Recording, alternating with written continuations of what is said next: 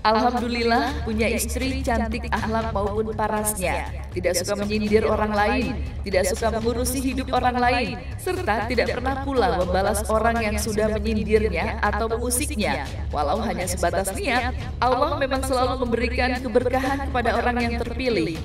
Dan insya Allah, anak ini selalu menjadi orang yang selalu diberikan rahmat dan keberkahan olehnya.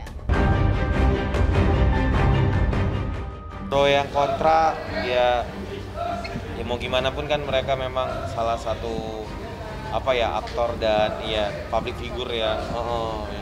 Kita tahu memang lagi naik daun kan. Jadi apapun segala cobaan dan sebagainya, apapun yang terjadi tetap sabar karena sesungguhnya Allah bersama orang-orang yang sabar.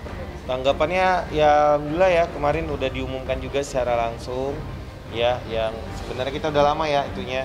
Terus kita udah buat dokumentasi juga ya untuk menceritakan dari awal kita ketemu Leslar, perjalanannya, bahkan di situ di Leslar Entertainment-nya kita udah disuruh menceritakan yang kita benar-benar ceritain semua ya. Dan itu cukup mudah sih menceritakannya karena kita bicara faktanya seperti apa di bagaimana. Nah, kita kebetulan lagi memang ada kesibukan ya. Kalau nggak salah istri saya lagi hamil ya. Lagi mau melahirin atau baru baby gitulah. Waktu itu lupa banget. Kalau dari saya tetap mendoakan yang terbaik ya. Karena kalau kita doa baik-baik pasti kembali yang baik kan sama kita. Kalau kita yang buruk-buruk pasti buruk juga buat kita gitu. Terus ya namanya makanya kita doain yang terbaik ya. Kita doain yang terbaik. Saya kemarin mau buat nama anak ya. Apa namanya gitu. Ya Kejora, tadinya mau buat nama anaknya Asyifa Kejora gitu. Wah, Aisyah Kejora. Wah, kok tahu aku juga mau buat seperti itu gitu. Sebenarnya udah jadi rahasia mereka. Ya mereka lagi lah yang kita serahkan mengumumkan. Kita kan harus jaga pertemanan juga ya. Persahabatan sih tepat.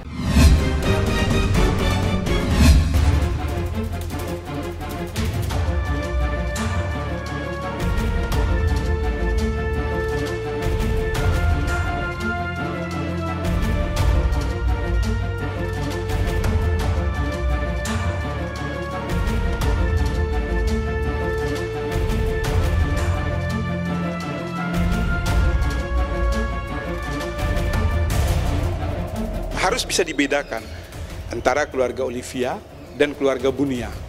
Di sini kan Olivia sudah berkeluarga, punya rumah tangga sendiri dan cakap hukum. Kenapa tidak langsung menemui Olivia? Selalu ke Ibu Nia.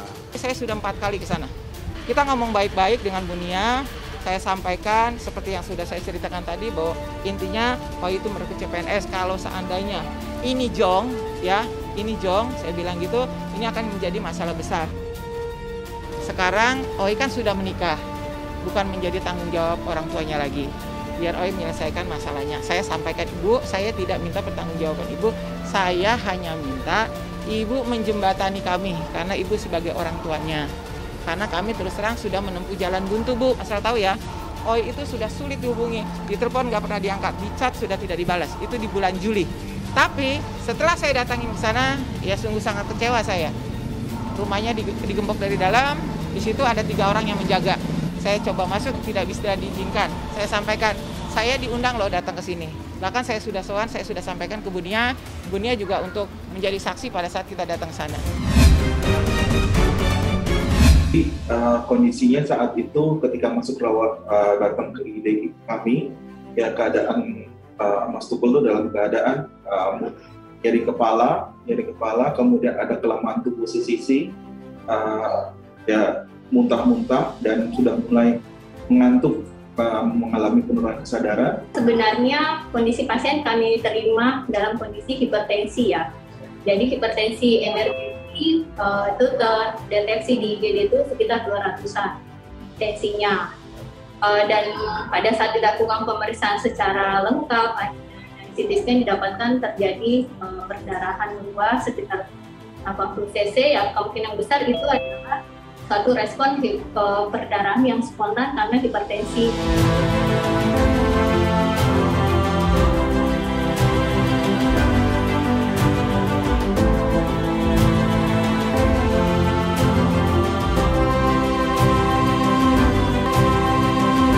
Riwayat yang tidak terdeteksi inilah yang ternyata adalah hipertensi, akhirnya menyebabkan pecah pembuluh darah yang menyebabkan stroke perdarahan.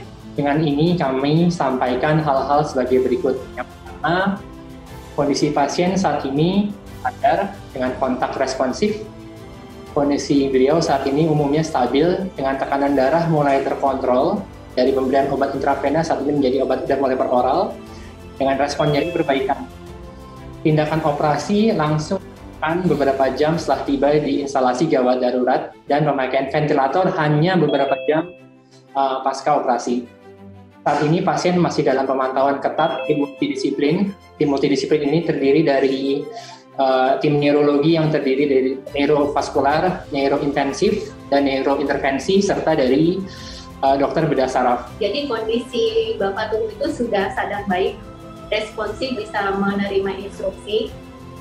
Cuma memang karena masih fase akut, saya jelaskan kembali, fasenya masih akut, jadi kondisi kurang lebih masih minimal kontak. Jadinya, tapi pasiennya bisa dipanggil, bisa mengerti instruksi. Jadi bisa dikatakan secara awal dia sadar baik, responsif terhadap perintah dan instruksi atau pemahamannya jelas.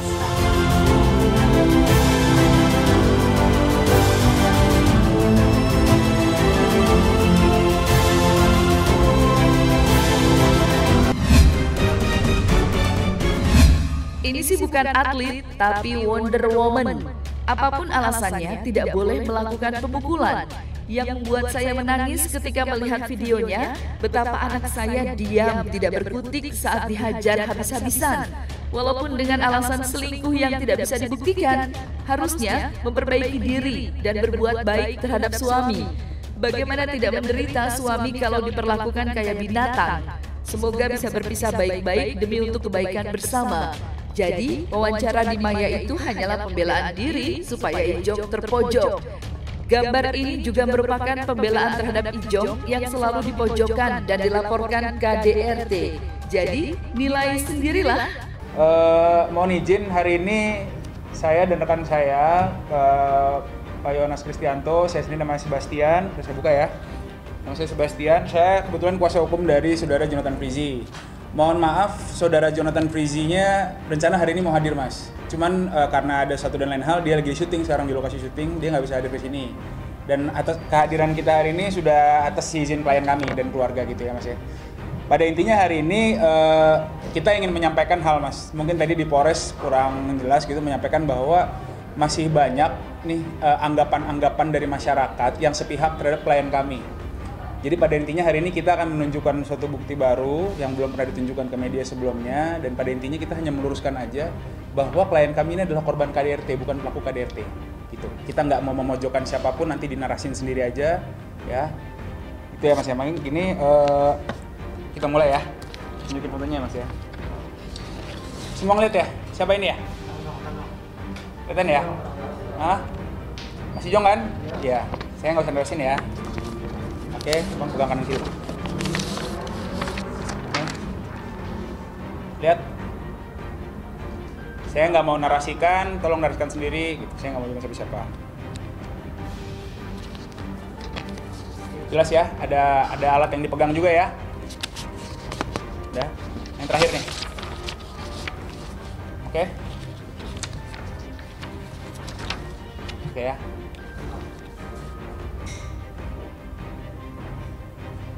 Gitu ya, jadi pada intinya saya nggak mau narasikan ini apa, Mas lihat sendiri, tapi yang bisa kita kasih tahu ini adalah salah satu alat bukti yang juga kita sampaikan ke Polres Metro Jakarta Selatan. Sebenarnya kenapa kita juga nunjukin bukti bahwa karena kan sampai dengan saat ini kan masyarakat bahkan pihak-pihak lain lah justru memandang bahwa Mas Ijong ini pelakunya gitu. Ya kami misalnya keluarkan bukti ini bahwa bukan Mas Ijong pelakunya. Gak ada Mas Ijong melakukan pemukulan atau apa, nggak ada. Justru dia adalah korban. Itu aja. Dan sampai dengan saat ini kan masyarakat bahkan netizen juga kan bilang kok laki-laki ngelaporin istrinya lah, undang-undang penghapusan kekerasan dalam rumah tangga itu tidak membatasi gender. Jadi mau pelakunya laki-laki, mau pelakunya perempuan, ya silakan aja. Bahkan tidak tidak membatasi bahwa harus perempuan yang jadi korban, kan nggak ada menyebutkan. Jadi udahlah, masyarakat bahkan pihak-pihak lain jangan menilai kasus ini secara subjektif. Kita harus objektif dalam melihat fakta-fakta yang ada, yang kita udah keluarkan, pernyataan-pernyataan yang masih belum dikeluarkan.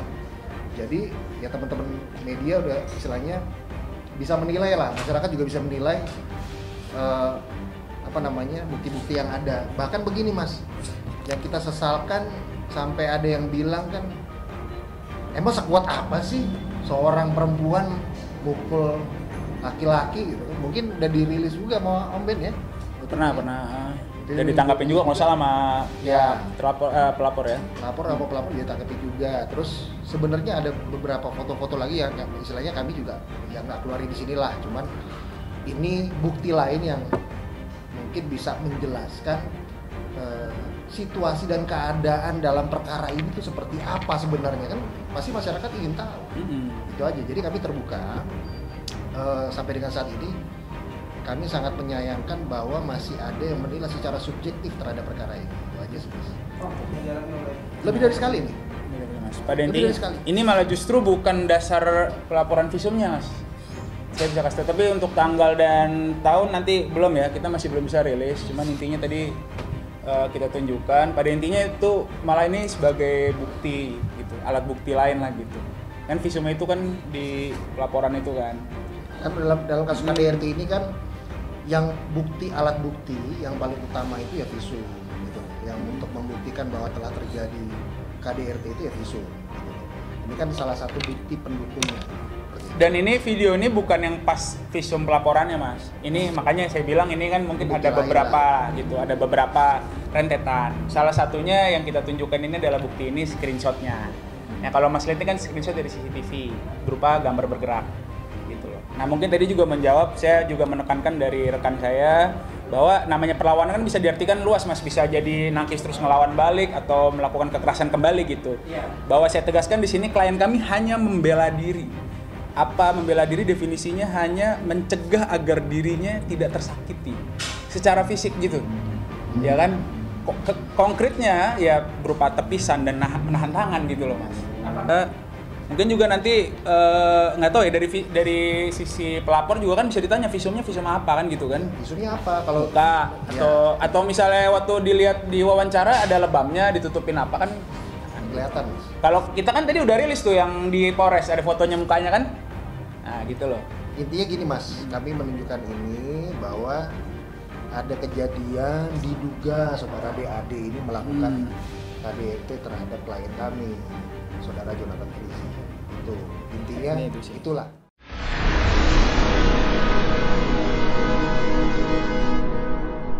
Jadi jangan lupa untuk subscribe Cumi Cumi. Ditekan ya tombol lonceng merahnya.